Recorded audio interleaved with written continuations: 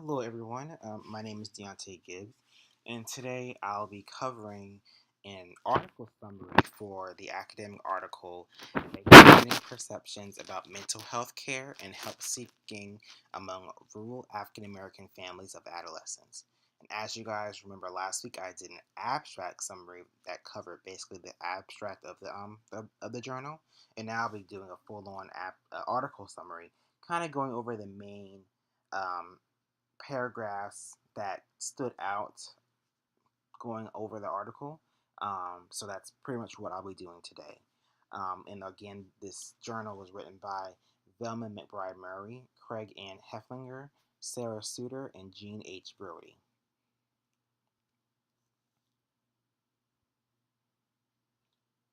So just to begin with a brief introduction, um, despite improvements in income earnings among African Americans over the past 2 decades, many African Americans living in southern regions of the United States continue to live in deep poverty. So this region of the United States also comprises of the highest population of African Americans.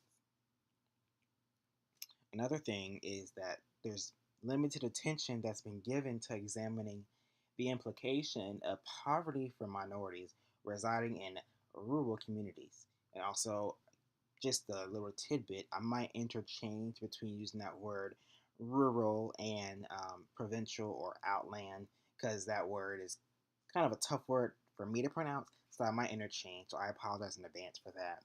But with that second bullet point, even within poor counties, African Americans are more likely to be poorer than their white counterparts and to live in highly segregated communities.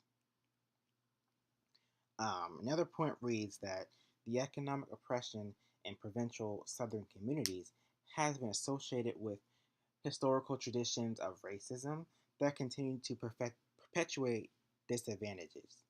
And this is proven by the inadequate institution of support services, including a few mental health services.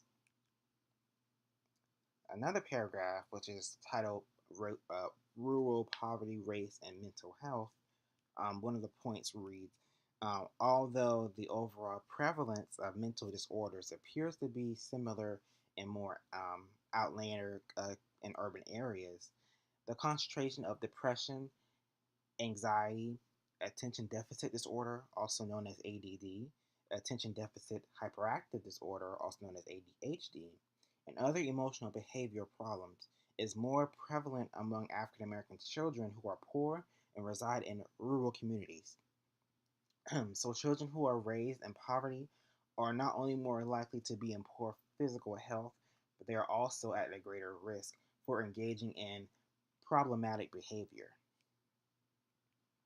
Another point reads that rural African American children living in poverty were found to have a prevalence rate of mental health disorders of 19.4%. So, this 19.4% rate has a significant impact on youth involvement with the criminal justice system and substance use during young adulthood. Another point that I gravitated to, the lack of access to mental health care services. Um, so basically, of approximately 10 to 20%, which is about 15 million of children and adolescents who have mental disorders, only 1/4 of them receive the appropriate mental health services. So those most in need of services in more provincial areas also may be the most likely to confront significant barriers to care and help seeking. So there are several reasons why more rural African Americans experience disparities in access to mental health services. To begin with, um, rural in rural areas, um, they're often generally ill-equipped or inadequately equipped to provide services and support to children with um, mental health needs.